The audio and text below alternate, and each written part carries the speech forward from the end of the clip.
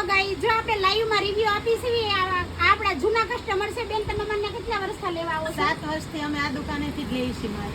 અને અમારી વસ્તુ કેવી આવે? First class. અને આપણે જો આ બેન ને બતાવો, આ બેન ક્યાં રહેશે?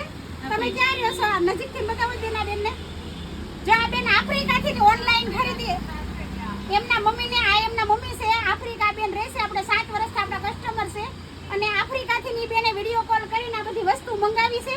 અને એમનું બિલ જોવો તમે, બિલ કેટલાનું થયું.